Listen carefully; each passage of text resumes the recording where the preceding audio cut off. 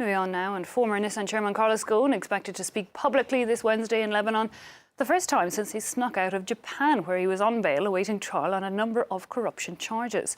Questions as to how exactly he met his escape remain. The Tokyo prosecutor has raided the offices of Ghosn's Japanese lawyers this Wednesday, while Ghosn's legal team has meanwhile opened fire against Nissan Motors, accusing it of a flawed internal investigation that was pretty much a coup against the businessman.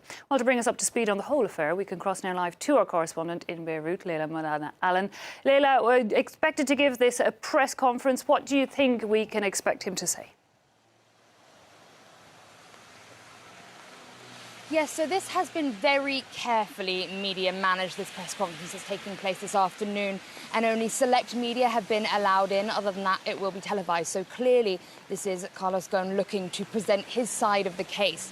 Now, he has spoken very little, except for one brief statement after it was revealed on New Year's Eve that he had come back to Lebanon, when he said that he was fleeing injustice, not justice, in Japan, and that the system there was rigged, and that's why he had to get out. So in this conference today, we can expect to hear a lot more of that. The fact that he felt he had to leave in the end, he's said, because the case was being continually pushed. Now, the Japanese have said that the reason for that is because they were still looking for evidence and they didn't want to properly charge him without the evidence. But this case has been ongoing for a long time, and he was stuck under house arrest for a long time. So that's his argument, that there was no way he was ever going to see proper justice there. He has lots of complaints about the Japanese justice system, so we expect him to lay all of that out today.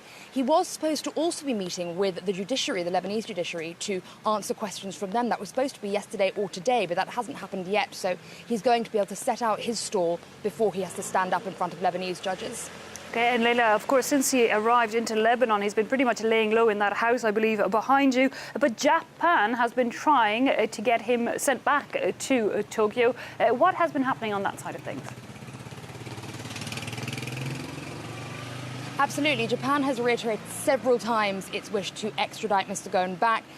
There is no extradition treaty between Lebanon and Japan, but that doesn't mean that Japan can't make efforts. They have issued a red notice through Interpol, which is essentially a wanted persons notice, formally informing the Lebanese authorities that they require their help in detaining Mr. Ghosn and sending him back. But when Mr. Ghosn entered Lebanon, General Security, the security forces here, said that as far as they were concerned, he'd entered the country legally and they would not be pursuing him any further. There's also been confirmation from inside Lebanese authorities that several Lebanese politicians were encouraged to smooth the way for his entry into the country and allow him to forego the official procedures in the airport to get through. So it's clear on the Lebanese side that they have been helping, and the Japanese are very angry about that. Yesterday, there was a meeting between the Japanese ambassador to Lebanon and the president of Lebanon, Molana-Allen, in which the ambassador encouraged Mr. Aoun to cooperate more, asked for more cooperation from the whole government in case it negatively impacted relations between the two countries. And of course, what he means there is the fact that Japan is one of the biggest donors to Lebanon, so Lebanon can't really afford to lose that aid at the moment. And Japan is feeling particularly humiliated about this case because a couple of times during bail hearings, Mr. Ghosn's, the prosecution said that Mr. Ghosn was a flight risk because he had so much money and so many contacts.